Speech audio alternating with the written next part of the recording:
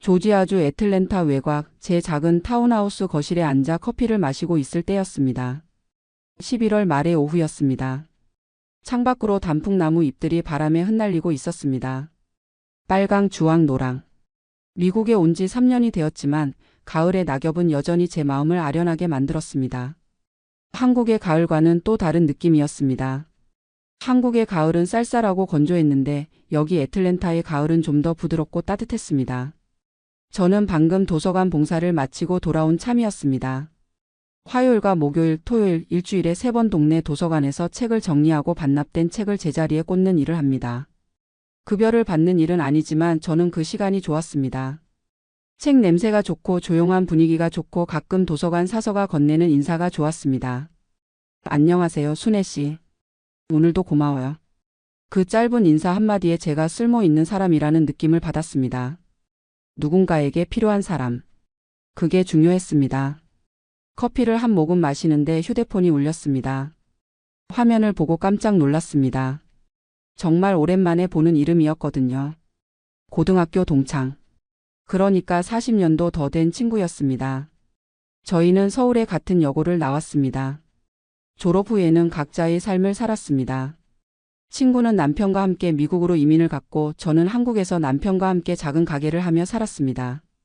가끔 명절 때 안부 문자를 주고받는 정도였습니다. 친구가 남편을 먼저 보내고 몇 년 후에 저도 남편을 보냈습니다. 그렇게 우리는 각자 혼자가 되었습니다. 순애야.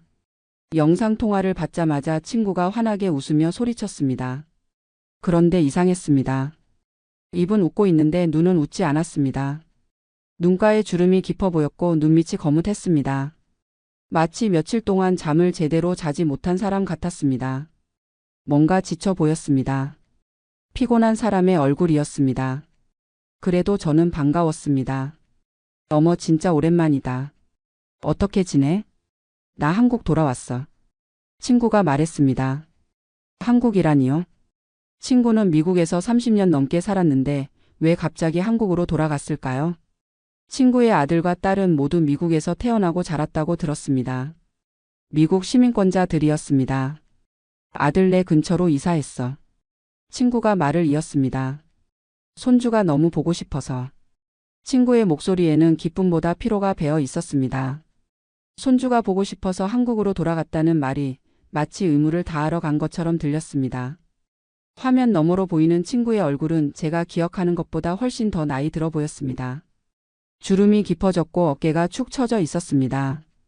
친구는 저보다 1살 어렸는데 지금은 저보다 나이 들어 보였습니다. 저는 남편과 사별하고 나서 3년 전에 미국으로 왔습니다. 딸이 애틀랜타에서 차로 2시간 거리인 사바나에서 간호사로 일하고 있었거든요. 딸이 저를 걱정해서 미국으로 오라고 했을 때 처음에는 망설였습니다. 한국에서 평생을 살았는데 이제 와서 낯선 땅으로 가야 한다는 게 두렵기도 했습니다. 영어도 못하는데 혼자서 어떻게 살아야 하나 싶었습니다. 그런데 딸이 말했습니다. 엄마, 여기는 노인복지가 잘 되어 있어요. 엄마 혼자서도 충분히 잘 사실 수 있어요. 제가 엄마를 모시고 사는 게 아니라 엄마가 엄마 인생을 사시는 거예요. 막상 와보니 괜찮았습니다. 아니, 괜찮은 정도가 아니라 좋았습니다. 작은 타운하우스이긴 하지만 제 집이 있고 일주일에 3번 동네 도서관에서 자원봉사를 하고 매주 수요일마다 시니어 센터에서 수채화 수업을 듣습니다. 작은 한인 교회에도 다닙니다. 거기서 비슷한 나이의 할머니들을 만나 수다도 떨고 가끔 함께 식사도 합니다. 딸은 한 달에 1번 정도 저를 초대합니다. 추수감사절이나 크리스마스 같은 특별한 날에도 초대를 해주고요. 너는 어떻게 지내? 딸은 잘 있고? 친구가 물었습니다. 응, 딸은 사바나에서 잘 지내. 차로 2시간 거리라서 한 달에 1번 정도 보는데 그게 딱 좋더라. 친구가 눈을 크게 뜨며 놀라는 표정을 지었습니다. 마치 제가 무슨 이상한 말을 한 것처럼요. 겨우 한 달에 1번? 그것도 차로 2시간밖에 안 되는데? 친구는 이해할 수 없다는 표정이었습니다. 친구의 눈빛에는 약간의 비난도 섞여 있는 것 같았습니다. 마치 딸과 그렇게 가까이 사는데 왜 자주 안 보느냐는 듯한 시선이었습니다. 그게 딱 좋아. 너무 자주 보면 서로 부담스럽잖아. 딸도 자기 일이 있고 나도 내 일이 있고. 저는 천천히 커피를 한 모금 마셨습니다. 커피는 이미 미지근해져 있었습니다. 하지만 그 미지근함이 좋았습니다. 뜨겁지도 차갑지도 않은 딱 적당한 온도. 나는 매일 아들네가. 친구가 말했습니다. 그런데 그 말투가 자랑스럽다기보다는 어쩔 수 없다는 듯한 느낌이었습니다. 마치 해야만 하는 일을 하고 있다는 느낌이었습니다. 손주 유치원 데려다주고 저녁 준비해주고. 친구가 계속 말했습니다. 화면 속 친구의 손이 떨리는 게 보였습니다. 요즘 며느리가 둘째 임신해서 더 바빠. 큰애 봐주면서 밥도 해야 하고. 친구가 커피잔을 들었는데 손이 떨려서 커피가 조금 흔들렸습니다. 눈 밑에 다크서클이 화면으로도 선명하게 보였습니다. 친구의 얼굴이 화면 속에서 창백해 보였습니다. 그럼 아들이나 며느리가 고맙다고 용돈이라도 주니? 제가 조심스럽게 물었습니다. 친구가 잠시 침묵했습니다. 화면 속에서 친구의 표정이 굳어지는 게 보였습니다. 그러더니 친구가 어이없다는 듯이 웃었습니다. 그런데 그 웃음이 쓸쓸했습니다. 무슨 소리야?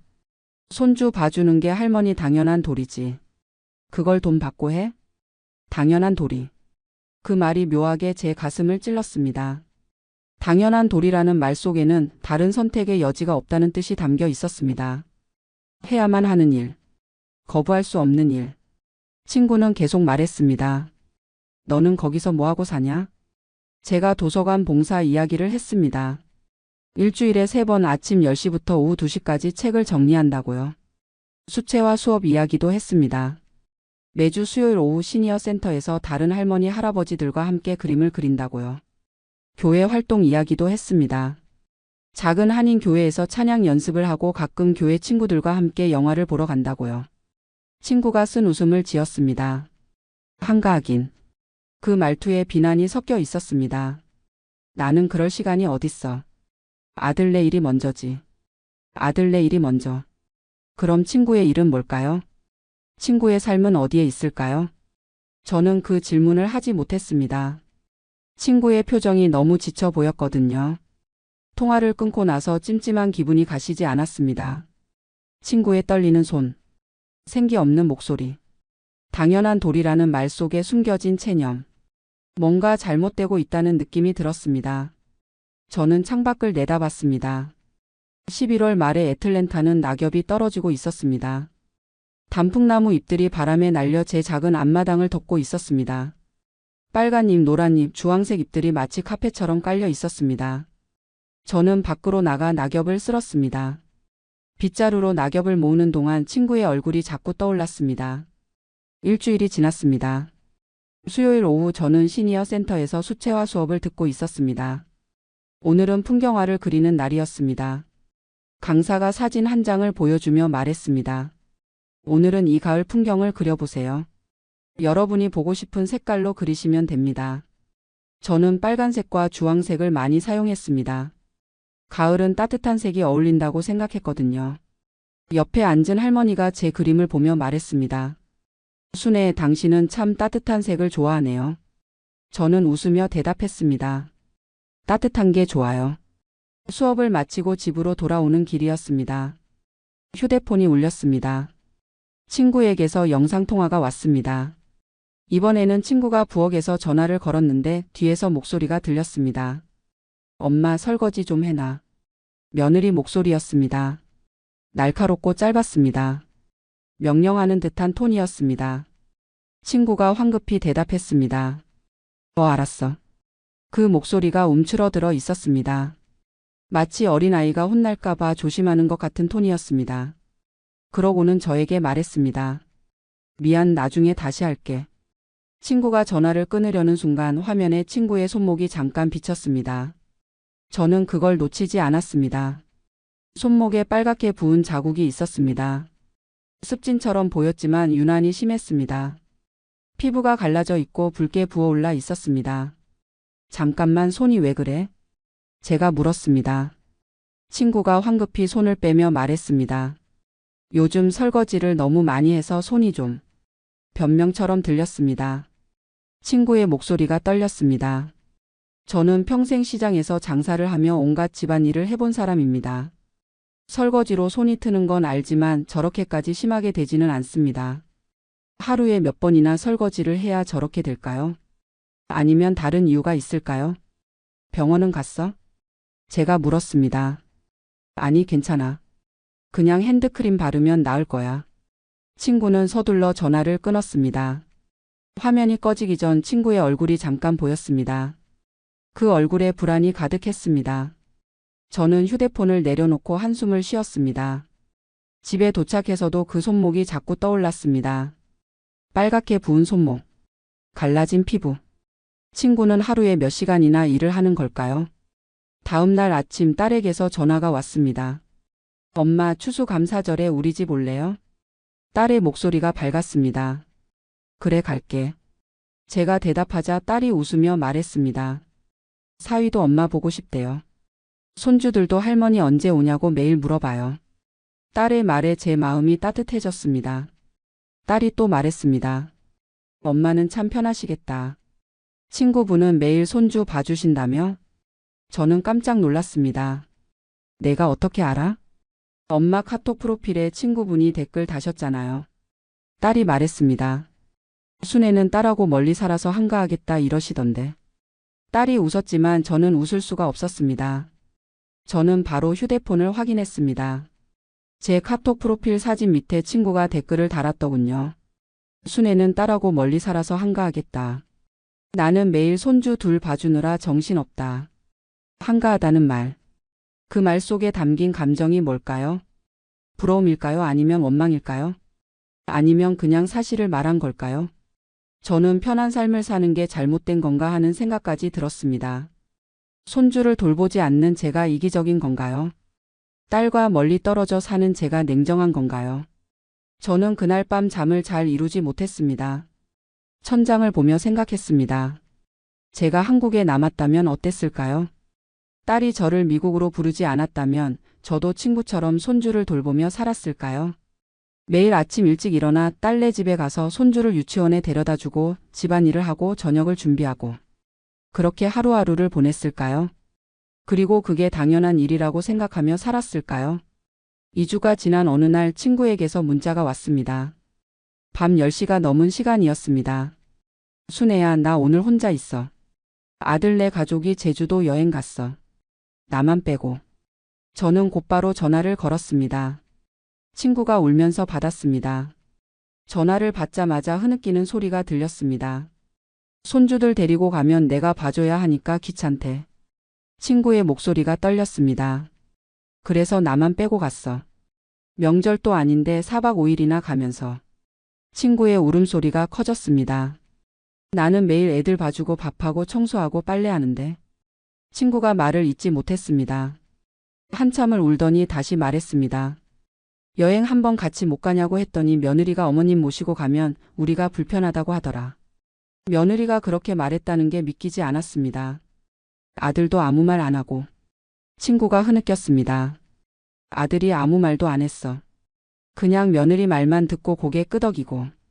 저는 할 말을 잃었습니다. 친구가 매일 손주를 돌보고 집안일을 하는데 가족 여행에는 빠진다니요. 다시 물었습니다. 그럼 용돈이라도 받니? 손주 봐주는 대가로? 친구가 더 크게 흐느꼈습니다. 무슨 용돈을 받아? 친구의 목소리가 떨렸습니다. 손주 봐주는 게 할머니 의무지. 그런 소리 하면 아들이 엄마가 우리 싫으면 가시면 되죠라고 해. 가시면 되죠. 그 말이 얼마나 차가웠을까요? 친구가 갈 곳이 어디 있을까요? 친구의 목소리가 점점 작아졌습니다. 순애야, 솔직히 너 부러워. 친구가 조용히 말했습니다. 너는 딸이 엄마를 초대하잖아. 나는 그냥 무료 가정부야. 무료 가정부. 그 말이 제 가슴을 찔렀습니다. 손주 보는 것도 좋은데 인간 대접을 받고 싶어. 고맙다는 말 한마디라도 듣고 싶어. 친구가 울었습니다. 저는 그 울음소리를 들으며 아무 말도 할 수 없었습니다. 제 가슴이 철렁 내려앉았습니다. 친구가 한국에 돌아간 게 3개월 전인데 벌써 이렇게 망가졌다는 게 믿기지 않았습니다. 3개월. 겨우 3개월 만에 친구는 생기를 잃고 눈빛을 잃고 자신을 잃었습니다. 너는 좋겠다. 미국은 노인도 인간 취급하잖아. 그 말 속에 깊은 절망이 담겨 있었습니다. 인간 취급. 친구는 지금 인간 취급을 받지 못하고 있다는 뜻이었습니다. 저는 조심스럽게 제안했습니다. 한국 와서 나랑 같이 살까? 아니, 미국으로 와. 여기는 혼자 살아도 괜찮아. 시니어 아파트도 있고 복지 혜택도 좋고. 친구가 잠시 침묵했습니다. 전화기 너머로 친구의 한숨 소리가 들렸습니다. 그러고는 작은 목소리로 말했습니다. 못 가. 친구의 목소리가 체념으로 가득했습니다. 아들이 엄마 연금으로 우리 애들 학원비 보태야 하는데 어딜 가냐고 해. 저는 너무 놀라서 말이 나오지 않았습니다. 내 연금이 월 230만 원인데 그걸 아들이 관리해. 나한텐 한 달에 30만 원만 줘. 연금을 아들이 관리한다고요? 한 달에 30만 원만 준다고요? 230만 원 중에서 30만 원만요? 저는 손이 떨렸습니다. 그걸로 뭘 하니? 30만 원으로 뭘 하라고? 제가 물었습니다. 친구가 대답했습니다. 교통비, 휴대폰 요금, 가끔 친구 만나면 커피가. 그거면 충분하대. 충분하다고요? 자기 돈인데. 자기가 평생 일해서 받는 연금인데. 친구가 또 말했습니다. 나머지는 손주 학원비, 아들 차 할부금, 며느리 화장품 값으로 쓴대. 전화를 끊고 나서 저는 한참을 멍하니 앉아 있었습니다. 창밖으로 낙엽이 계속 떨어지고 있었습니다. 바람이 불 때마다 나뭇잎들이 소용돌이치며 날아갔습니다. 어떤 잎은 천천히 떨어지고 어떤 잎은 빠르게 날아갔습니다. 저는 그 낙엽들을 보며 생각했습니다. 친구는 저 낙엽처럼 떨어지고 있구나. 천천히 그러나 확실하게. 저는 딸에게 전화를 걸어 친구 상황을 얘기했습니다. 딸이 한숨을 쉬며 말했습니다. 엄마, 그거 한국에서는 흔한 일이에요. 딸의 목소리가 무거웠습니다. 할머니들이 묵음 육아 도움이 되는 거. 그래서 내가 엄마를 미국으로 모신 거예요. 저는 조심스럽게 물었습니다. 그럼 내가 나를 한국에 두고 왔으면 나도 저렇게 됐을까? 딸이 잠시 침묵했습니다. 전화기 너머로 딸의 한숨 소리가 들렸습니다. 그러고는 솔직하게 대답했습니다. 아마 그랬을 거예요. 딸의 목소리가 조용했습니다. 한국 문화가 그래요. 효도는 자식이 하는 건데 왜 부모가 자식 뒷바라지를 죽을 때까지 해야 하는지 모르겠어요. 딸의 말이 맞았습니다. 저는 그걸 알고 있었습니다. 한국에서 살 때 주변에서 그런 할머니들을 많이 봤습니다.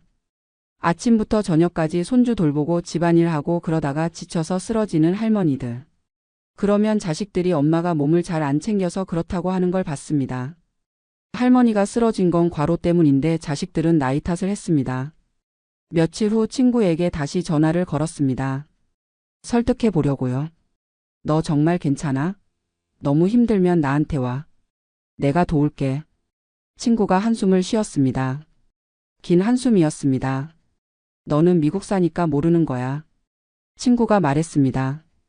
여기선 할머니가 손주 안 봐주면 폐륜이래. 동네 사람들이 수군대. 자기만 편하려고 아들 내 고생시킨다고. 나 혼자만 이상한 사람 되기 싫어. 폐륜. 이상한 사람. 그런 말들이 친구를 올가매고 있었습니다. 며칠 후 친구에게서 사진이 왔습니다. 손주 유치원 졸업식 사진이었습니다. 아들, 며느리, 손주 둘이 환하게 웃고 있었습니다. 4명이 나란히 서서 카메라를 보고 있었습니다. 그런데 친구는 사진에 없었습니다. 사진 밑에 짧은 문자가 있었습니다.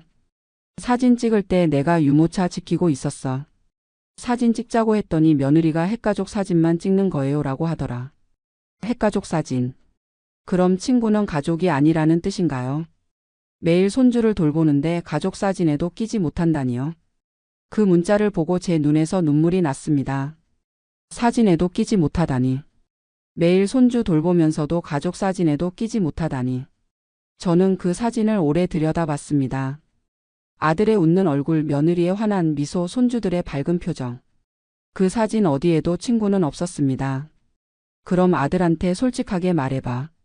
힘들다고. 이대로는 못 살겠다고.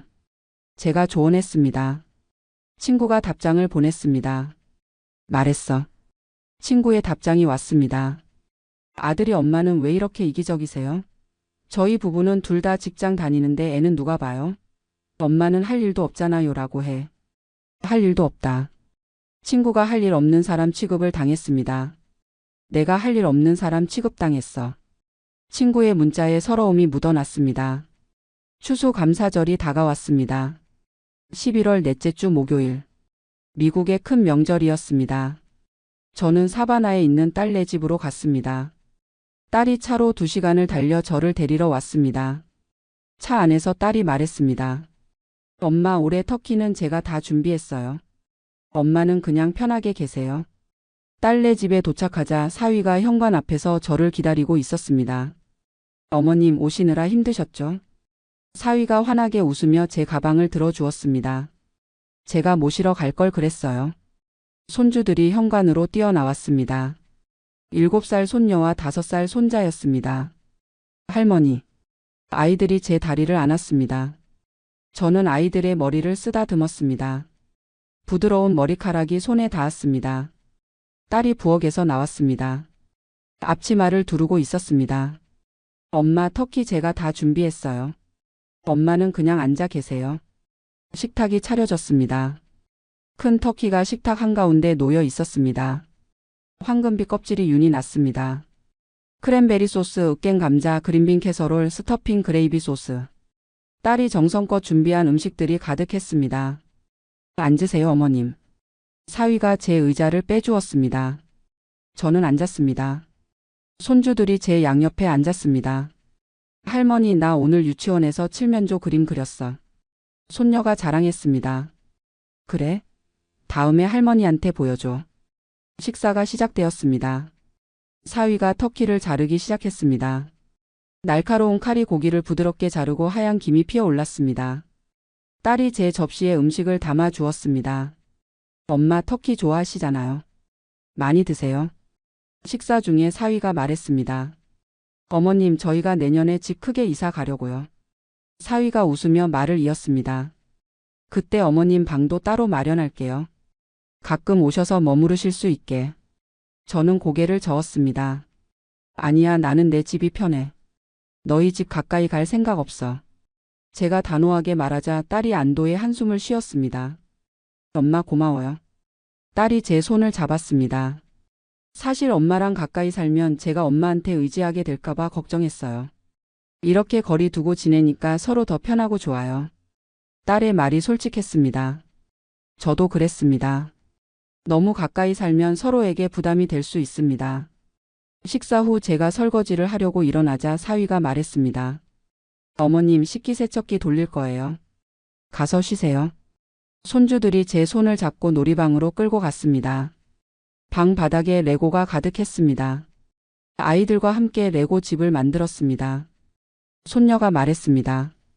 할머니, 이거 할머니 집이에요. 아이가 만든 작은 레고 집을 제게 주었습니다. 고마워, 예쁘다. 저는 이 순간 깨달았습니다.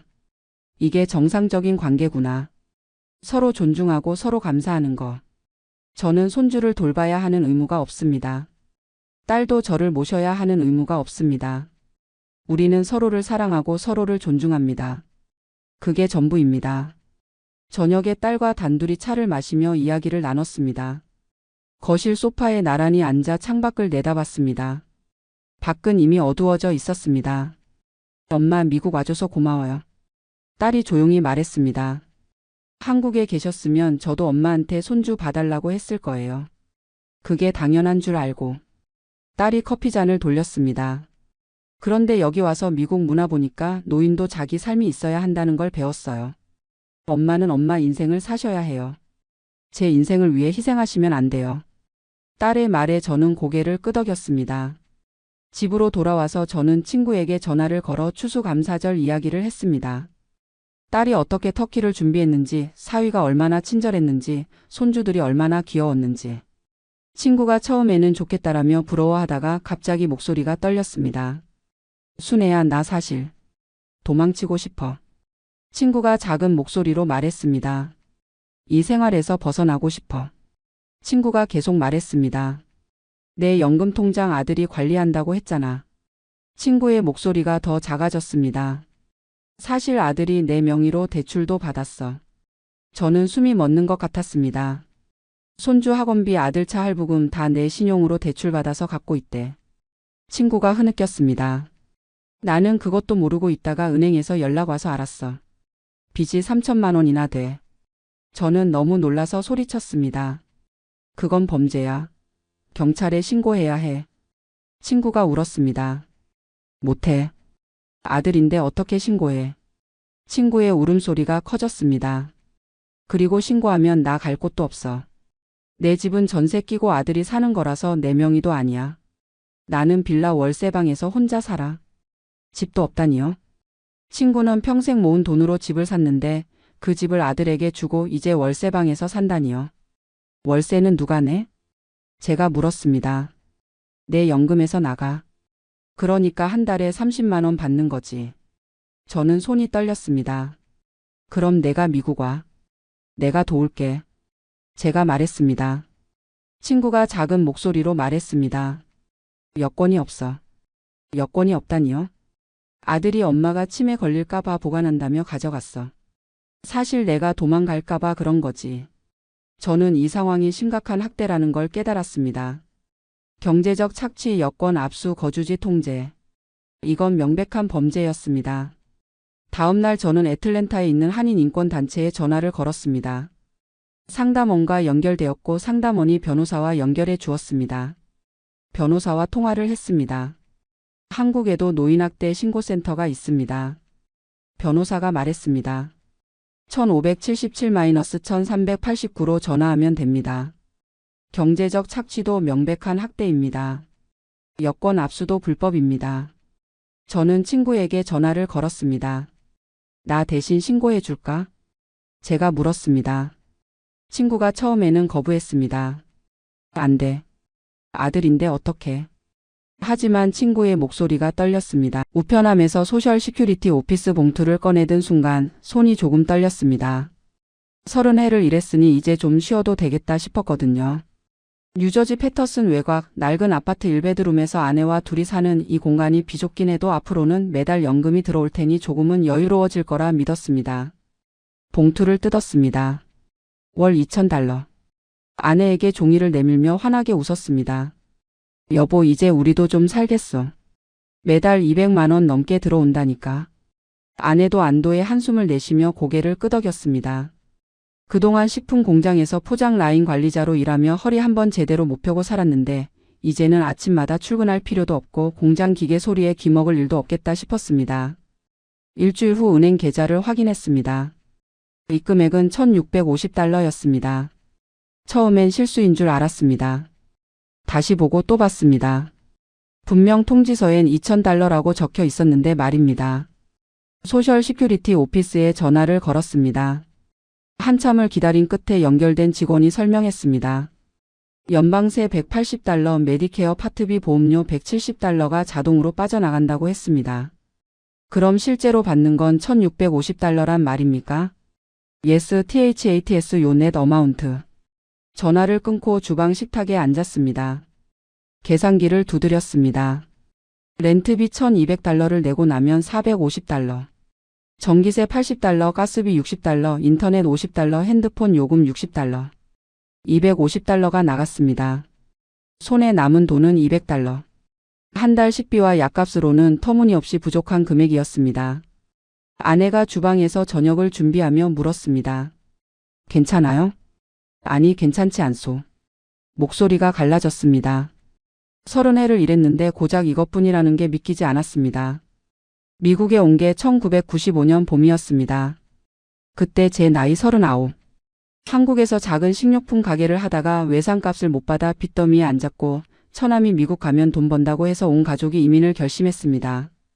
처음 미국 땅을 밟았을 때 공항 밖 차가운 공기가 낯설었습니다.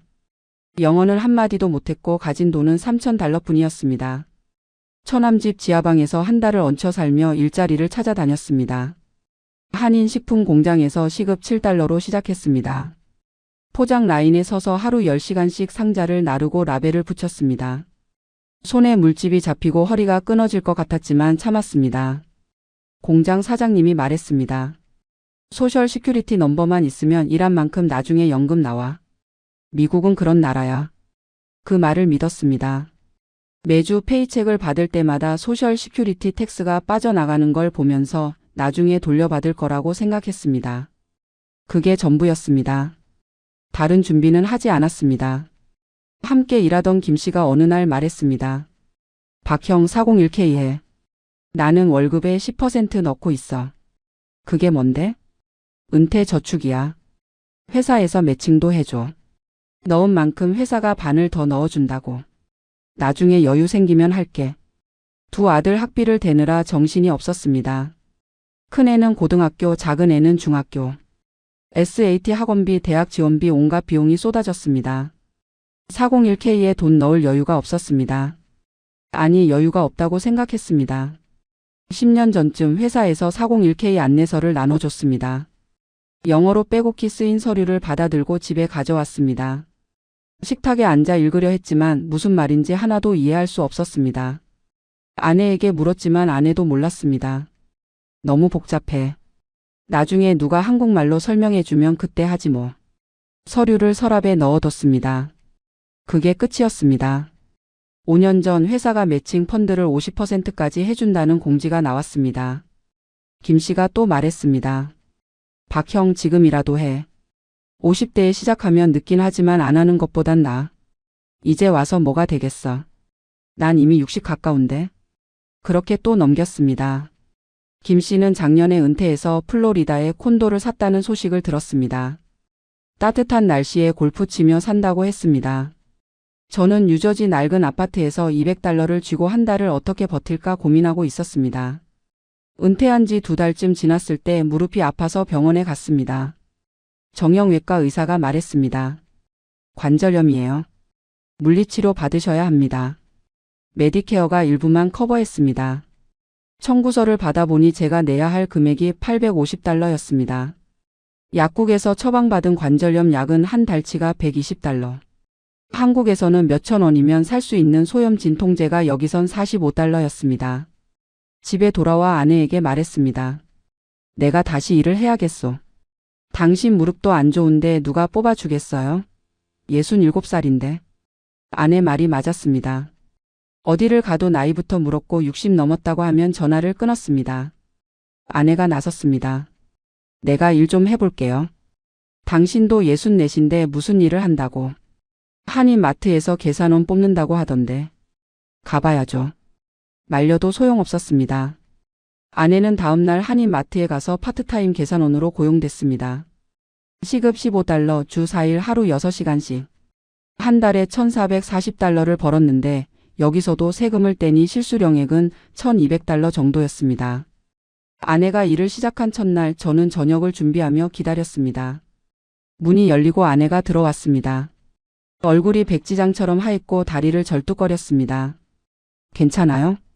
괜찮아. 그냥 오래 서 있어서 그래. 저녁을 먹고 나니 아내는 소파에서 그대로 잠들어 버렸습니다. 담요를 덮어주며 아내 얼굴을 들여다봤습니다. 주름이 깊게 패인 이마, 거칠어진 손, 부어오른 발목. 64살 여자가 하루 6시간씩 서서 일하고 있었습니다. 쟤 때문에 잠이 오지 않았습니다. 천장을 보며 생각했습니다. 내가 제대로 준비했더라면, 401K에 조금이라도 넣었더라면, 영어 공부를 좀 더 했더라면, 그랬더라면 아내가 저렇게 고생하지 않았을 텐데. 석 달쯤 지났을 때 건물주에게서 편지가 왔습니다. 렌트를 $1,200에서 $1,400로 올린다는 통지였습니다. 뉴저지 평균 렌트비가 $1,600 이상인 걸 생각하면 양심적인 인상이긴 했지만 우리에게는 감당할 수 없는 금액이었습니다. 한인 부동산을 찾아갔습니다. 중년 여자가 컴퓨터를 두드리며 말했습니다. $1,000 이하? 룸렌트 말고는 없어요. 룸렌트요? 방 하나만 빌리는 거요. 화장실이랑 주방은 다른 사람들이랑 같이 쓰고. 60 넘은 부부가 남의 집 방 한 칸에 얹혀 살 수는 없었습니다. 더 싼 동네는 없나요? 있긴 한데 치안이 안 좋아요.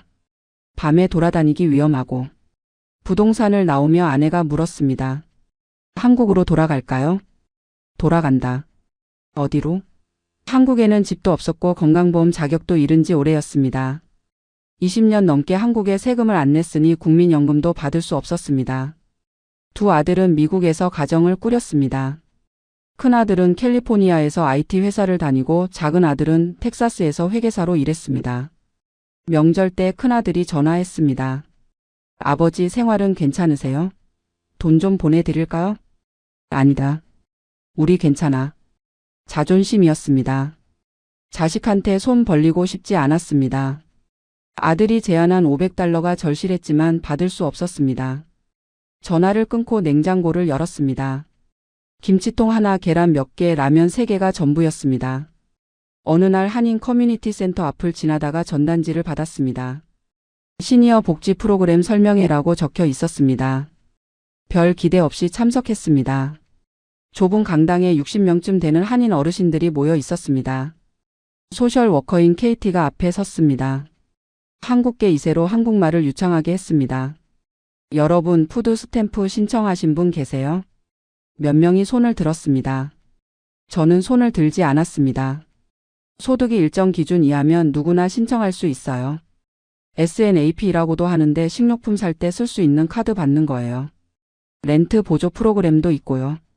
섹션 8이라고 렌트비 일부를 정부가 지원해줘요. 메디케이드 자격도 검토해 볼 수 있고요. 설명회가 끝난 후 KT에게 다가갔습니다. 저기 질문 좀 해도 될까요? 물론이죠. 말씀하세요. 저는 30년 일했는데 푸드 스탬프 같은 거 받아야 하나요? KT가 부드럽게 웃었습니다. 일하신 거랑 별개예요. 지금 소득이 기준 이하면 받을 수 있는 거예요. 부끄러운 거 아니에요. 집에 돌아와 아내에게 말했습니다. 나는 그런 거 못 받겠어. 왜요? 자존심 상해서. 아내가 제 손을 잡았습니다. 지금은 자존심 부릴 때가 아니에요. 당신이 30년 동안 낸 세금으로 만든 제도잖아요. 당당히 받아요. 아내 말이 맞았습니다. 이틀 후 다시 커뮤니티 센터를 찾아가 신청서를 작성했습니다. 영어 서류가 복잡했지만 KT가 하나하나 설명해주며 도와줬습니다. 2주 후 승인 통지를 받았습니다. 푸드 스탬프 월 $290. 렌트 보조는 대기자가 2,000명 넘는다고 했습니다. 최소 2년은 기다려야 한다는 말에 한숨이 나왔습니다. 그래도 푸드 스탬프 덕분에 식료품비 부담이 확 줄었습니다. 한인 마트에서 시니어 할인 10%도 받을 수 있다는 걸 알았습니다. KT가 무료 한인 클리닉 정보도 알려줬습니다. 약값을 조금이나마 아낄 수 있게 됐습니다. 은퇴한 지 7달쯤 됐을 때 커뮤니티 센터에서 자원봉사자를 모집한다는 공고를 받습니다. 한국어와 한국 문화를 가르치는 프로그램이라고 적혀 있었습니다. 지원했습니다. 일주일에 2번, 한 번에 2시간씩 미국인 어르신들에게 한국어 기초를 가르쳤습니다.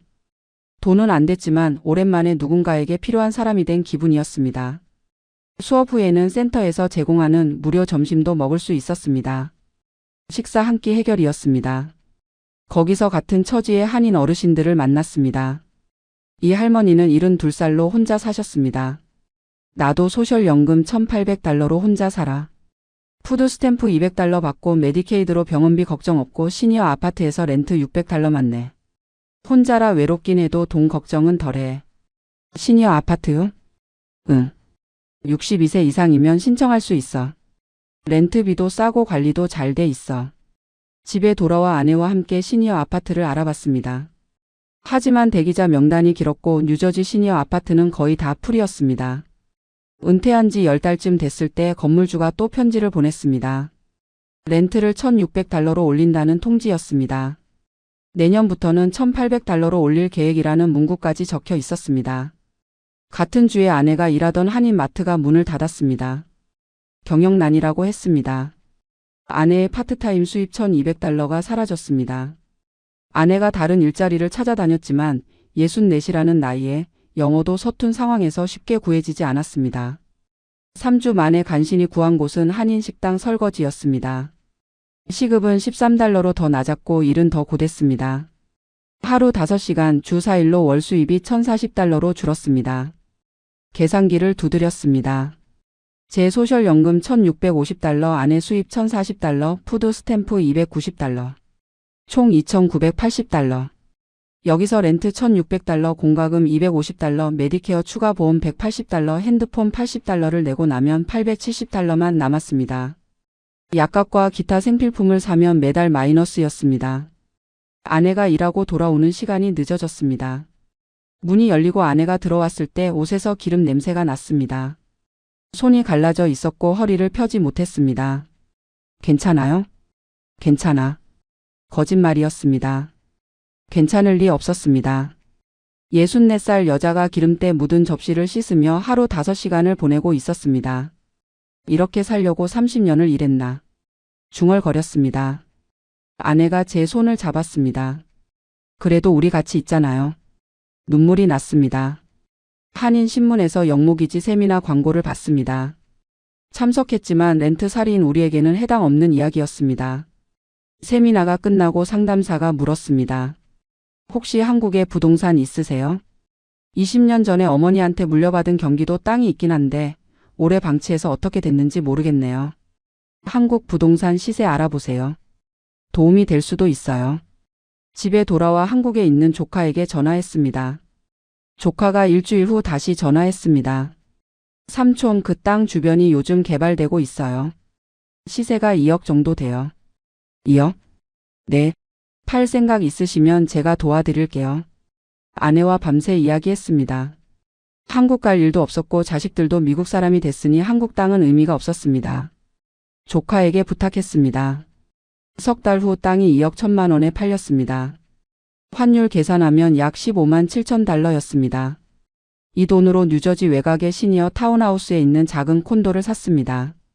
14만 달러짜리 오래된 건물이었지만 우리 것이었습니다. 월 HOA 관리비는 320달러. 렌트비 1,600달러에 비하면 절반 이하였습니다. 남은 1만 7천 달러는 비상금으로 저축했습니다. 이사한 날 콘도 열쇠를 손에 쥐었습니다. 30해 만에 처음으로 제 이름이 적힌 집을 가지게 됐습니다. 하지만 희망은 오래가지 않았습니다. 콘도로 이사한 지 2달 후 HOA 관리비 320달러 외에 재산세 연 3,600달러, 주택보험 연 1,200달러가 추가로 나간다는 걸 알았습니다. 월로 계산하면 재산세 300달러, 보험 100달러였습니다. 렌트비보다는 싸지만 생각보다 부담이 컸습니다. 콘도는 30년 된 오래된 건물이었습니다. 이사한 지 석 달 만에 온수기가 고장났습니다. 교체 비용 1,200달러. 보일러 수리 800달러. 예상 못한 지출이 계속 발생했습니다. 비상금 1만 7천 달러가 1년도 안 돼 1만 2천 달러로 줄었습니다. 아내는 여전히 식당에서 설거지를 했습니다. 허리 통증을 호소했지만 그만두면 수입이 끊기니 진통제를 먹어가며 계속 일했습니다. 제 무릎 관절염도 악화됐습니다. 걷기조차 힘들어졌지만 병원비가 부담되어 참았습니다.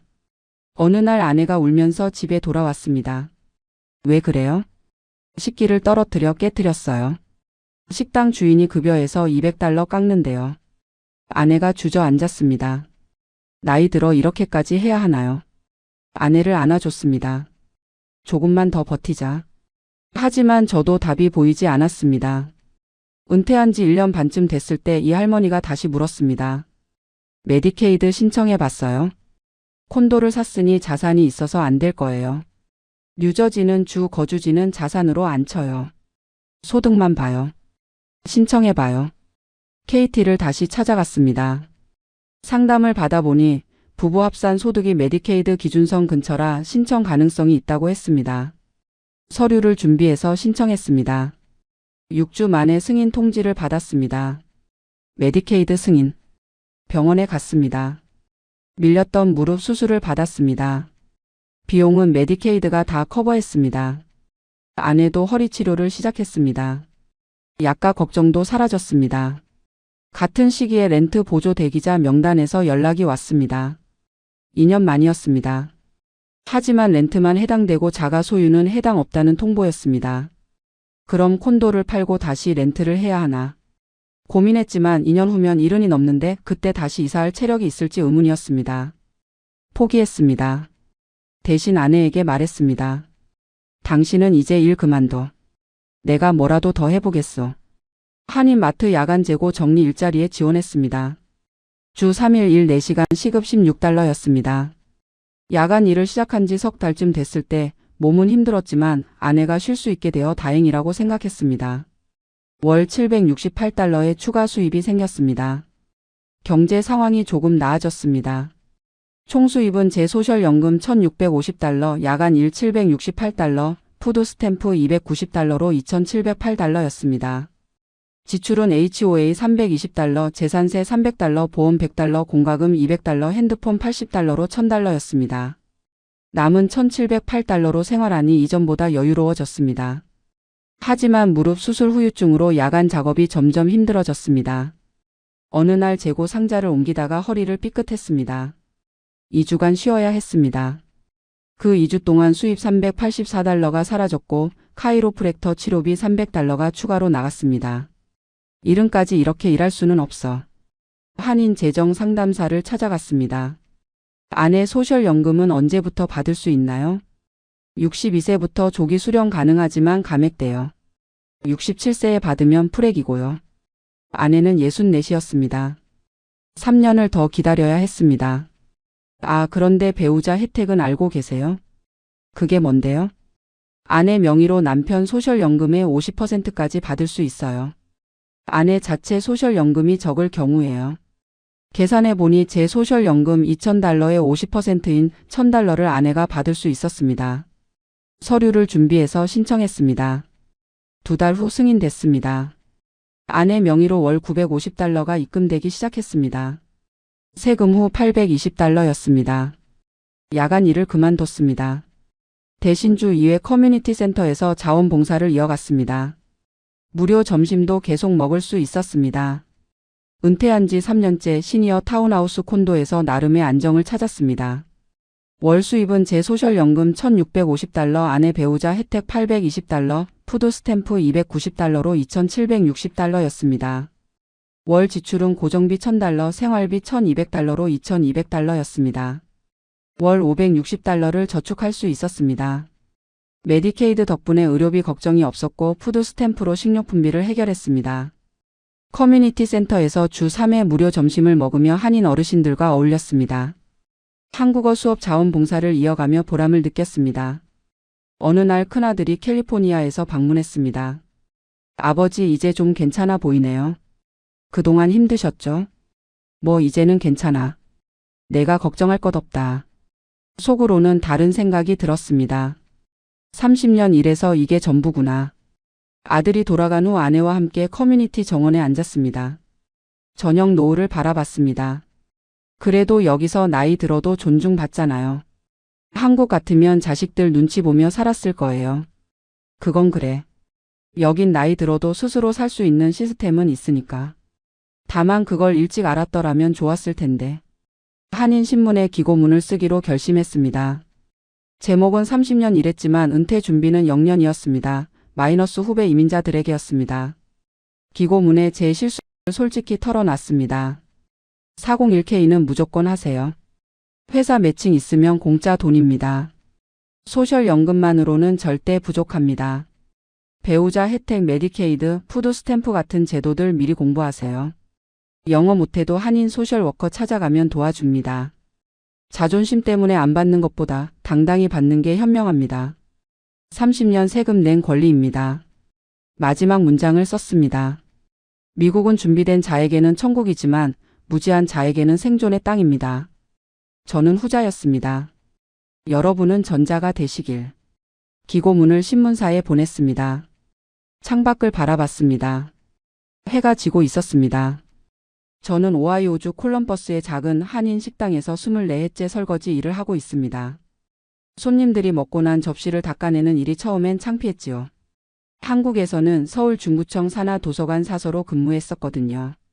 책 냄새 가득한 조용한 공간에서 시민들에게 책을 빌려주고 반납 도서를 정리하고 신간을 소개하던 일이 제 삶의 전부였습니다. 그땐 그게 당연한 일상이었고 앞으로도 계속 그렇게 살 줄 알았지요. 그런데 딸아이가 미국 유학을 가겠다고 했을 때 남편과 저는 오랫동안 고민했습니다. 당시 1993년이었는데 외환위기 전이라 분위기가 좋았지만 그래도 미국 유학이라는 게 보통 결심이 아니었거든요. 딸은 고집이 셌습니다. 엄마, 나 꼭 가야 돼. 이게 내 인생이야 라며 울고불고 했지요. 결국 우리 부부는 딸을 혼자 보낼 수 없다는 마음에 모든 걸 정리하고 이민을 결심했습니다. 중구청 사서직도 사표를 냈고 남편도 작은 인쇄소를 팔았습니다. 오하이오에 도착했을 때가 46살이었습니다. 영어도 서툴고 미국 생활에 대해 아는 것도 없었지만 딸을 위해서라면 뭐든 할 수 있을 것 같았어요. 처음엔 딸이 대학 졸업하면 한국 돌아갈 생각이었습니다. 그런데 딸이 졸업하고 여기서 직장을 잡았고 미국 남자와 결혼까지 하더군요. 그렇게 저희 부부는 돌아갈 타이밍을 놓쳤습니다. 남편은 한인마트에서 일했고 저는 이 식당 주방에서 일하기 시작했습니다. 설거지는 영어를 못해도 할 수 있는 일이었으니까요. 처음 한 달은 손이 부르텄습니다. 뜨거운 물에 손을 담그고 기름때를 닦아내고 무거운 냄비를 옮기는 일이 반복되었지요. 밤에 집에 돌아오면 손이 너무 아파서 잠을 못 잘 정도였어요. 그래도 참았습니다. 딸아이 학비를 벌어야 했으니까요. 그렇게 20해가 훌쩍 넘어갔습니다. 딸은 결혼해서 손주를 둘이나 낳았고 남편은 3년 전에 심장마비로 세상을 떠났어요. 갑작스러운 일이었지요. 아침에 당신 나 오늘 마트 가야 해라고 말하고 나섰다가 그대로 쓰러졌다고 합니다. 구급차가 왔을 때는 이미 늦었더군요. 남편의 장례를 치르고 나니 제가 이 세상에 혼자 남은 것 같았어요. 하지만 슬퍼할 시간이 길지 않았습니다. 생활비를 벌어야 했거든요. 남편이 마트에서 받던 월급이 끊겼으니 제 수입만으로 렌트비를 내야 했습니다.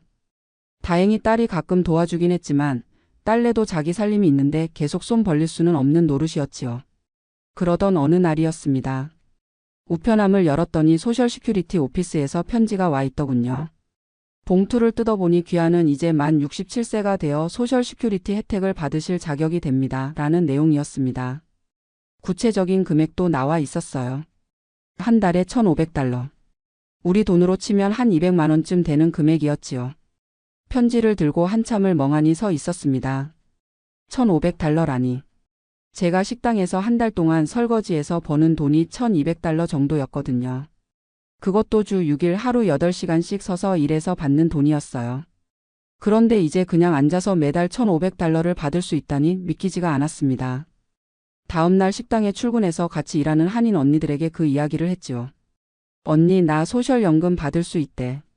한 달에 $1,500래. 언니들이 모두 축하해 주었습니다. 명희야 잘됐다. 너 이제 일 그만둬도 되겠네. 그 돈이면 혼자 살기 충분하잖아. 근데 설거지통에서 물을 털어내다가 문득 생각이 들더군요. 한국에서 제가 15해나 사서로 일했는데 그때 낸 연금은 어떻게 되는 거지? 분명히 월급에서 연금보험료를 떼어갔던 기억이 나요. 통장 정리하면서 연금보험료 공제라는 항목을 봤었거든요. 그 돈은 지금 어디에 있는 걸까요? 점심시간에 언니들에게 물어봤습니다. 언니들 나 한국에서 도서관 사서로 15해 일했잖아.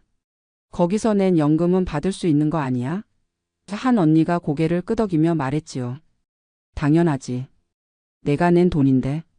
나도 한국에서 10년 넘게 일했는데 나중에 신청해야지 생각하고 있어. 둘 다 받아야지. 둘 다 받을 수 있어? 제가 대묻자 언니들이 모두 고개를 끄덕였습니다. 당연하지. 미국에서도 일했고 한국에서도 일했으면 양쪽 다 받는 거지. 그게 내 권리야. 언니들 말이 맞는 것 같았어요. 제가 양쪽 다 해서 성실하게 세금 내고 일했는데 당연히 둘 다 받아야 하는 거 아닌가요? 그날 저녁 퇴근하면서 마음이 두근거렸습니다. 만약에 한국 연금까지 받을 수 있다면 한 달에 얼마나 되는 걸까? 15해 일했으니까 적어도 50만 원, 60만 원은 되지 않을까? 그럼 소셜연금 $1,500에 한국 연금까지 합치면 생활이 훨씬 나아질 텐데. 집에 도착하자마자 딸한테 전화를 걸었습니다. 얘야 엄마한테 물어볼 게 있어. 엄마가 한국에서 도서관 사서로 15해 일했잖아. 거기서 낸 연금도 받을 수 있는 거 아니야? 딸의 목소리가 조심스러워졌어요. 엄마 그거 복잡해. 괜히 건드렸다가 소셜연금까지 문제 생기면 어떡해. 그냥 여기 것만 받아. 딸의 말투에서 걱정이 느껴졌지만 저는 고집을 부렸습니다.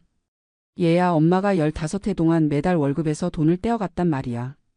그게 적은 돈이 아니야. 그냥 버릴 수는 없지. 엄마 그래도요. 자칫 잘못하면. 딸이 말을 잇지 못했어요. 하지만 저는 이미 마음을 굳힌 상태였습니다. 걱정 마. 엄마가 알아서 할게.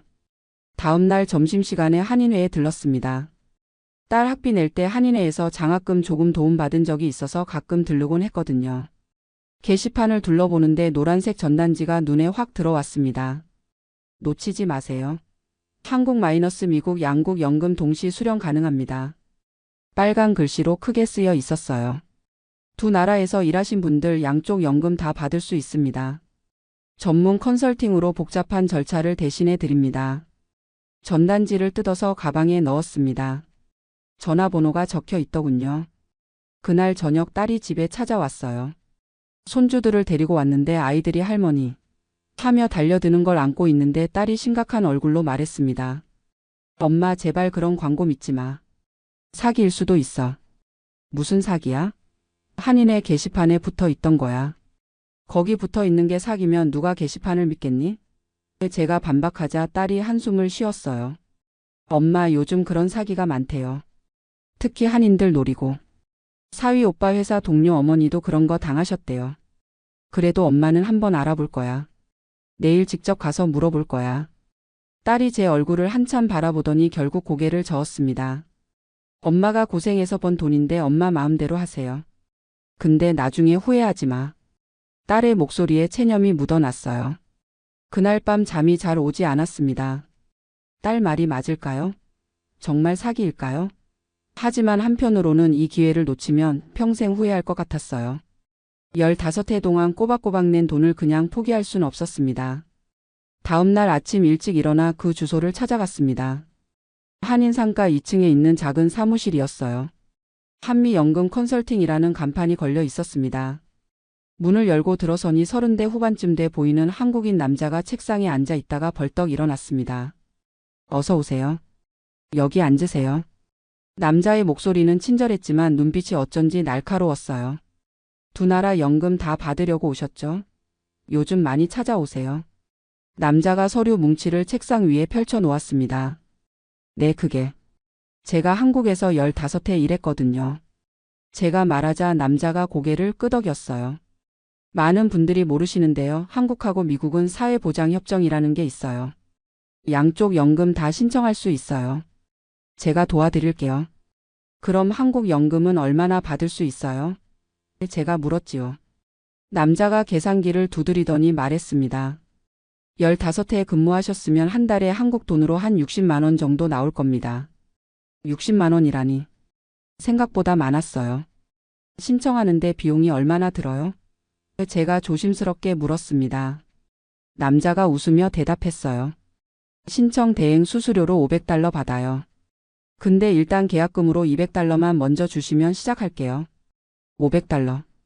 비싼 돈이었지만 60만 원을 계속 받을 수 있다면 몇 달이면 본전을 뽑을 수 있었어요. 남자가 서류를 제 앞으로 밀어놓으며 말했습니다. 참 한 가지만 확인할게요.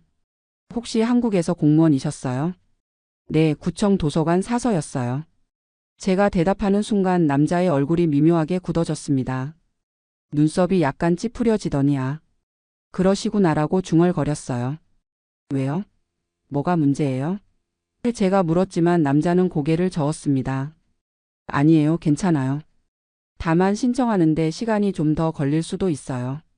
왜 시간이 더 걸리는지 설명하지 않았지만 저는 그냥 넘어갔어요. 서류 준비되면 제가 연락드릴게요.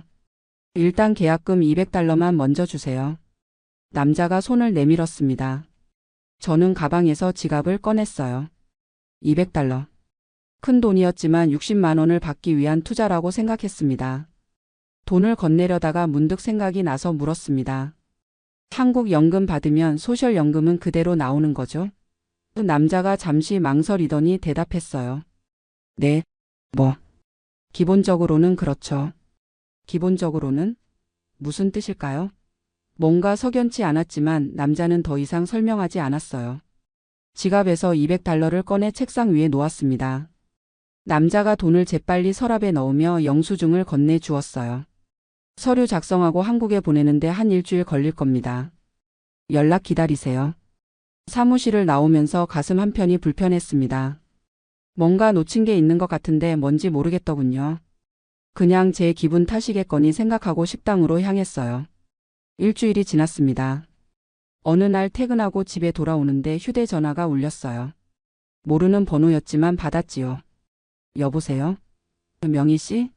저 한미연금 컨설팅인데요. 한국국민연금공단에 신청서 넣었어요. 감사합니다. 제가 대답하자 남자의 목소리가 조금 무거워졌어요. 근데 한 가지 말씀드릴 게 있는데요. 말끝을 흐렸습니다. 뭔데요? 제가 물었지요. 공무원 연금은 국민연금이랑 조금 달라요. 게다가 미국 연금 받으시면 한국 연금이 좀 줄어들 수 있어요. 처음 듣는 이야기였어요. 얼마나 줄어드는데요? 제 목소리가 떨렸습니다. 정확히는 모르겠지만 한 30%에서 50% 정도요? 남자가 불확실한 대답을 했어요. 그럼 60만 원이 30만 원으로 줄어든다는 거예요? 제가 소리쳤습니다. 그럴 수도 있죠. 반대로 소셜연금이 줄어들 수도 있고요. 남자의 말에 정신이 아찔했어요. 소셜연금이 줄어든다고요?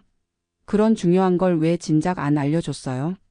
제가 따지자 남자의 목소리가 차갑게 변했습니다. 저도 명희 씨가 공무원이신 줄 몰랐잖아요. 일반 회사원이랑은 계산이 다르거든요. 책임을 회피하는 투였어요. 어쨌든 신청은 했으니까 나머지 $300 입금해 주세요. 전화를 끊고 소파에 주저앉았습니다. 손이 떨렸어요. 뭔가 크게 잘못된 것 같았습니다. 급히 딸한테 전화를 걸었지요. 얘야, 엄마 큰일 났어. 그 컨설턴트가 그러는데 한국 연금 신청하면 소셜연금이 줄어들 수도 있대. 딸의 목소리가 날카로워졌습니다. 엄마, 내가 뭐라고 했어요? 괜히 건드리지 말라고 했잖아요. 딸이 화를 내는 게 당연했어요. 제가 듣지 않았으니까요. 엄마, 그 사람 고소해야 돼요. 이건 명백한 사기야. 그날 밤 잠을 한숨도 못 잤습니다.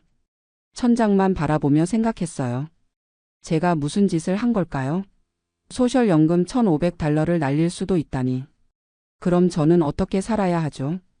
다음 날 아침 사위한테서 전화가 왔어요. 장모님, 제가 아는 한국 변호사 한 분 연결해 드릴게요. 그 사람한테 정확히 알아보세요. 이거 잘못하면 소셜연금까지 날릴 수 있어요. 사위의 목소리도 심각했습니다. 변호사 사무실은 한인타운 중심가에 있었어요. 예약하고 찾아갔더니 50대 정도 돼 보이는 한국인 변호사가 저를 맞이했습니다. 제 이야기를 다 듣더니 고개를 절레절레 흔들었어요. 이거 복잡하게 됐네요. 변호사가 컴퓨터로 뭔가를 검색하더니 화면을 제 쪽으로 돌렸습니다. 보세요. 여기 윈드폴 조항이라는 게 있어요. 한국에서 공무원으로 일하신 기간 동안에는 미국 소셜 시큐리티 세금을 안 내셨죠? 네, 그때는 한국에 있었으니까요. 제가 대답하자 변호사가 고개를 끄덕였어요. 그럼 그 기간이 커버되지 않은 고용으로 분류돼요. 이 경우 미국 정부가 이 사람은 다른 나라 연금도 받으니까 소셜연금을 깎아야겠다고 판단하는 거예요. 그럼 얼마나 깎여요? 제 목소리가 떨렸습니다. 변호사가 계산기를 두드렸어요. 원래 $1,500 받으실 거였는데 윈드폴 조항 적용되면 한 $900 정도로 줄어들 수 있어요. $600가 날아가는 거죠. 매달 $600요? 제가 소리쳤습니다. 1년이면 $7,200잖아요. 이 변호사가 안타까운 표정을 지었어요. 네, 맞아요. 반대로 한국 연금을 먼저 신청하면 어떻게 되냐고요? 한국도 똑같아요. 변호사가 계속 설명했습니다. 더블 디핑, 그러니까 양쪽에서 다 받는 걸 막으려고 해외 연금 수급자는 한국 연금을 최대 50%까지 감액해요. 60만 원이 30만 원이 되는 거죠. 그럼 어느 쪽을 선택하든 손해라는 거예요? 제가 물었습니다. 변호사가 무겁게 고개를 끄덕였어요. 그렇죠. 두 개 다 100% 받는 건 불가능해요. 어느 쪽이 덜 깎이는지 계산해서 선택해야죠.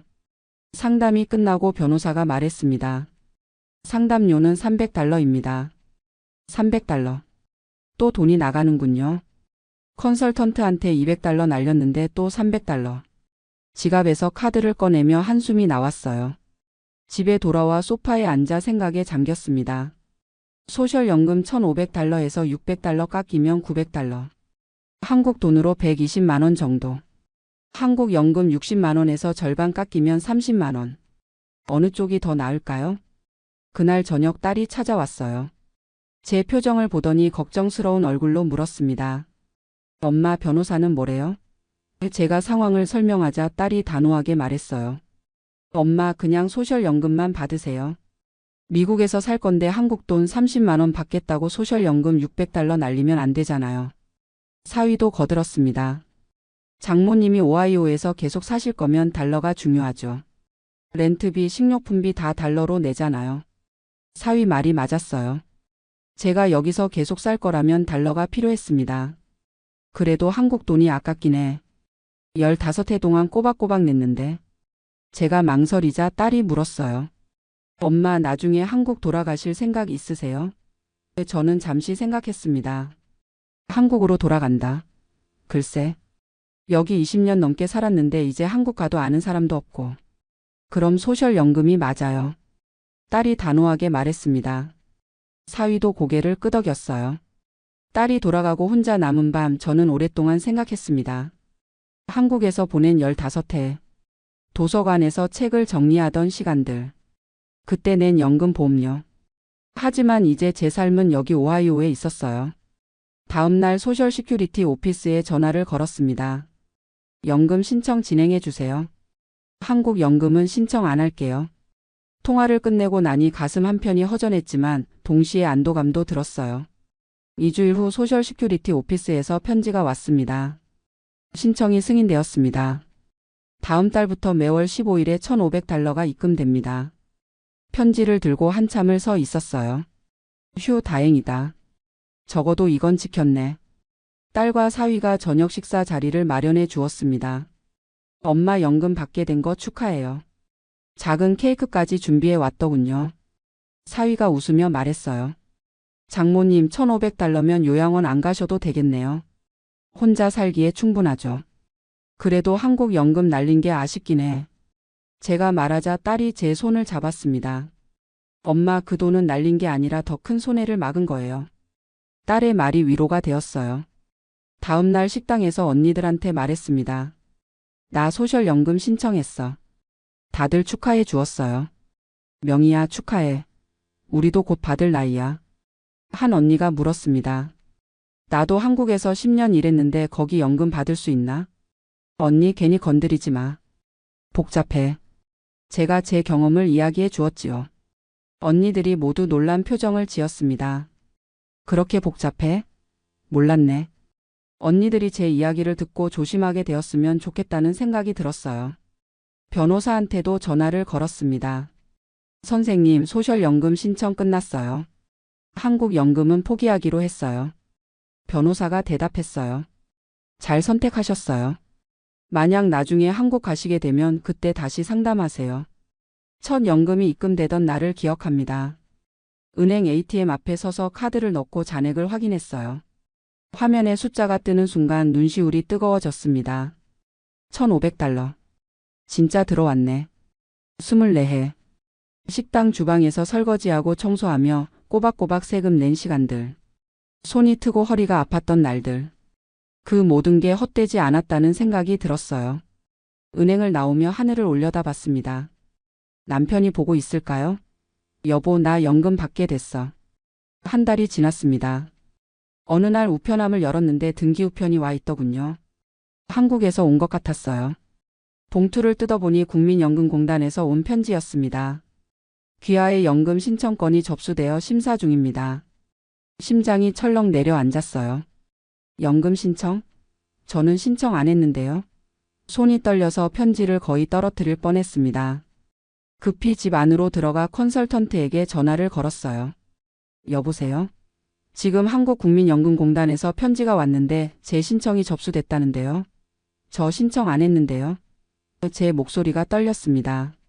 컨설턴트가 태연하게 대답했어요. 아, 그거요? 제가 이미 신청 넣었잖아요. 명희 씨가 나중에 취소하셔도 되니까 일단 넣어놨어요. 뭐라고요? 제가 취소하라고 했잖아요. 제가 소리쳤습니다. 그럼 지금 당장 취소해 주세요. 컨설턴트의 목소리가 차가워졌어요. 취소요? 그럼 이미 받으신 소셜연금 영향받을 수 있는데요. 무슨 소리예요? 소셜연금은 이미 승인됐는데. 제가 반박하자 컨설턴트가 협박조로 말했습니다. 한국연금공단에서 미국 정부한테 연락갈 수도 있어요. 이 사람 우리 연금도 신청했는데 거기서 깎아야 하는 거 아니냐고요. 그럼 소셜 시큐리티가 재심사 들어가요. 정신이 아찔했습니다. 그럼 어떻게 해야 하는데요? 컨설턴트가 대답했어요. 제가 조용히 처리해 드릴 수 있어요. 취소 수수료 500달러만 주시면. 또 돈을 요구하는군요. 이게 무슨 사기예요? 제가 화를 내자 컨설턴트가 냉정하게 말했습니다. 사기라니요? 명희 씨가 저한테 신청 맡기신 거잖아요. 계약서에 다 있어요. 전화를 끊고 주저앉았습니다. 손이 떨렸어요. 딸한테 급히 전화를 걸었어요. 얘야 큰일 났어. 그 컨설턴트가 한국에 내 연금 신청을 넣었대. 지금 국민연금공단에서 편지가 왔어. 딸의 목소리가 분노로 떨렸습니다. 엄마, 그 사람 고소해야 돼요. 이건 명백한 사기야. 사위도 전화를 바꿔받았어요. 장모님, 일단 변호사한테 다시 연락하세요. 우리가 법적 조치 취해야 해요. 사위의 목소리도 단호했습니다. 그날 밤 잠을 이룰 수 없었습니다. 컨설턴트한테서 문자가 연속으로 왔어요. 빨리 결정 안 하시면 소셜연금 정지될 수 있어요. 국민연금공단에서 이미 미국 정부에 연락했을 거예요. 압박이 심해졌습니다. 식당 일도 집중이 안 됐어요. 설거지하다가 접시를 깨뜨려서 사장한테 혼났습니다. 명희 씨 요새 왜 이래? 정신 차려. 사장 말이 맞았어요. 정신을 차려야 하는데 머릿속이 복잡했습니다. 일주일 후 또 편지가 왔습니다. 이번에는 소셜 시큐리티 오피스에서 온 것이었어요. 편지를 뜯는 손이 떨렸습니다. 귀하의 해외 연금 수급 여부 확인 필요라는 제목이었어요. 내용을 읽는 순간 눈앞이 캄캄해졌습니다. 한국국민연금공단으로부터 귀하의 연금 신청 사실을 통보받았습니다. 30일 이내에 해명하지 않으면 지급 정지될 수 있습니다. 진짜로 걸린 거예요. 편지를 들고 손이 떨렸습니다. 진짜로 걸렸구나. 내가 잘못한 것도 없는데. 소파에 주저앉아 울음이 터져 나왔어요. 딸한테 전화로 편지를 보여주자 딸도 얼굴이 하얗게 질렸습니다. 엄마, 이거 진짜 심각한데요? 연금 끊길 수도 있어요. 컨설턴트한테서 다시 전화가 왔어요. 보셨죠? 제가 뭐라고 했어요? 이제 제 말 믿으시겠어요? 500달러 주시면 제가 깔끔하게 정리해 드린다니까요. 기어이 돈을 뜯어내려는 거였어요. 당신 때문에 이렇게 된 거잖아요. 제가 소리쳤습니다. 컨설턴트가 차갑게 대답했어요. 증거 있어요? 명희 씨가 저한테 신청 부탁했잖아요. 빠져나갈 구멍을 이미 만들어 놓은 상태였어요. 변호사 사무실로 달려갔습니다. 소셜 시큐리티 편지를 보여주자 변호사가 심각한 표정을 지었어요. 이거 방치하면 진짜 연금 끊깁니다. 30일 안에 해명서 내야 해요. 변호사가 계속 말했습니다. 제가 해명서 작성하고 국민연금공단에 취소 신청 넣어 드릴게요. 비용은 1,500달러입니다. 1,500달러요? 제가 소리쳤습니다. 첫 연금이랑 똑같잖아요. 변호사가 안타까운 표정으로 말했어요. 안 하시면 매달 받으실 1,500달러가 영원히 날아가요. 뭐가 더 큰 손해예요? 변호사 말이 맞았어요. 하지만 1,500달러. 제게는 큰 돈이었습니다. 집에 돌아와 통장을 확인했어요. 20년 동안 모은 저축이 5,000달러 있었습니다. 이 돈은 한국 가서 쓰려고 모은 건데. 딸한테 전화를 걸었어요. 얘야, 나 돈 좀 빌려줄 수 있어? 딸의 목소리가 미안해졌습니다. 엄마, 우리도 지금 빠듯해요. 애들 학비에 집 렌트비에. 사위도 전화를 바꿔받았어요. 장모님, 제가 500달러는 도와드릴 수 있는데 1,500달러는 무리예요. 그날 밤 베개가 눈물로 젖었습니다. 20년 동안 고생해서 겨우 연금 받게 됐는데 그놈의 컨설턴트 하나 잘못 만나서 이 모양이 되다니. 제 자신이 원망스러웠어요. 딸 말을 들을 걸. 그냥 소셜 연금만 받을 걸. 다음 날 식당에서 동료 언니가 물었어요. 명희야, 무슨 일 있어? 요새 너 이상해. 처음으로 모든 상황을 털어놓았습니다. 언니가 위로했어요. 에이, 그 정도 돈 가지고 연금을 끊어? 정부가 그렇게 매정하진 않을 거야. 언니는 몰라. 편지에 정지한다고 분명히 써 있었어. 제가 말하자 언니가 한숨을 쉬었습니다. 그래도 방법이 있을 거야. 포기하지 마. 그날 저녁 결심했습니다. 제 저축 5,000달러 중에 1,500달러를 쓰기로. 이 돈은 한국 가서 쓰려고 모은 건데 어쩔 수 없었어요. 연금을 지켜야 살 수 있으니까요. 다음 날 변호사 사무실을 찾아갔습니다. 선생님, 제가 1,500달러 낼게요. 부탁합니다. 제 연금 지켜주세요. 변호사가 고개를 끄덕였어요. 제가 최선을 다해 볼게요. 일단 해명서부터 작성합시다. 변호사가 사흘 밤낮으로 일했습니다. 긴 해명서를 작성했어요. 조명희는 컨설턴트의 잘못된 안내로 인해 본인 의사와 무관하게 한국국민연금이 신청되었으며 현재 해당 신청을 전면 철회하고 미국 소셜연금만을 수령하고자 함. 영문과 한글 양쪽으로 준비했습니다. 변호사가 소셜시큐리티 오피스와 한국국민연금공단 양쪽에 동시에 해명서와 취소 신청서를 발송했어요. 이제 기다려야 합니다. 2주 정도 걸릴 거예요. 변호사가 말했습니다. 그 2주가 제 인생에서 가장 긴 시간이었어요. 매일 우편함을 확인하며 떨었습니다. 밤에는 악몽을 꿨어요. 연금이 끊기고 제가 거리에 나앉는 꿈. 드디어 2주 후 소셜시큐리티에서 편지가 왔습니다. 편지를 뜯는 손이 떨렸어요. 귀하의 해명을 검토한 결과 의도적 이중 수급이 아닌 것으로 판단됩니다. 연금 지급은 정상적으로 유지됩니다. 편지를 읽고 그 자리에서 무릎이 꺾였습니다. 살았다. 내가 살았어. 눈물이 멈추지 않았어요.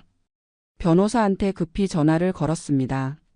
선생님, 편지 왔어요. 변호사가 대답했어요. 축하합니다. 한국국민연금공단에서도 취소 확인 문서 왔어요. 이제 진짜 끝났습니다. 딸한테 전화를 걸었어요. 얘야, 다 해결됐어. 연금 계속 받을 수 있대. 딸이 전화기 너머에서 울었습니다. 엄마, 정말요? 아, 다행이다. 사위도 전화를 바꿔 받았어요. 장모님, 고생 많으셨습니다. 이제 마음 편히 쉬세요. 식당에서 언니들한테 말했어요. 나 연금 지켰어. 다들 박수를 쳤습니다. 명희야, 정말 잘됐다. 우리도 조심해야겠네. 사장도 웃으며 말했어요. 명희 씨, 수고했어. 오늘 저녁은 내가 쏜다. 그날 밤 집에 돌아와 소파에 앉아 생각했습니다. 컨설턴트는 결국 사라졌어요. 사무실 찾아갔더니 임시 휴업 팻말만 붙어 있었습니다.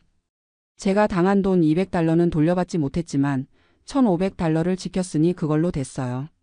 3개월 후 한인의 게시판에 글을 올렸습니다. 조심하세요. 한미 양국 연금 동시 수령 불가능합니다. 사기 컨설턴트 조심하세요.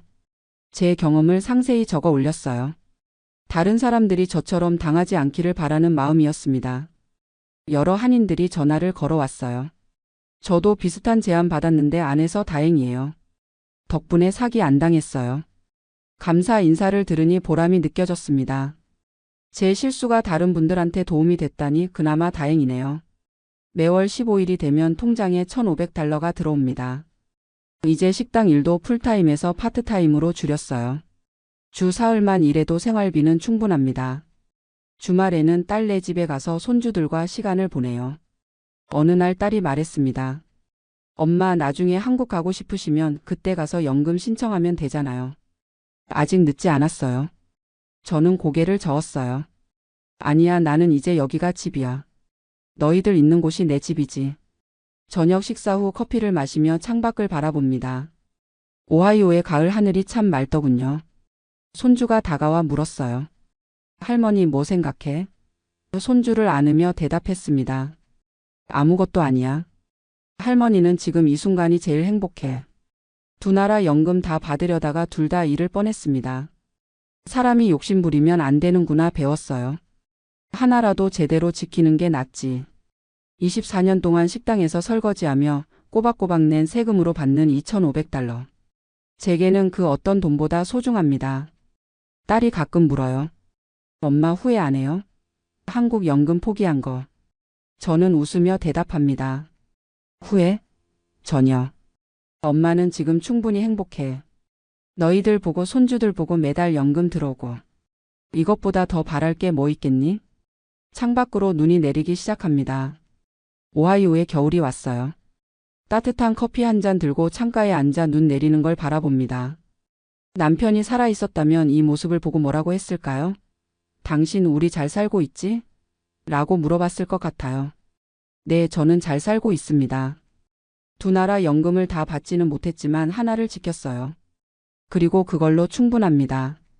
욕심 부리지 않고 제가 가진 걸 소중히 여기며 남은 인생을 살아갈 겁니다. 그게 제가 배운 가장 큰 교훈이에요.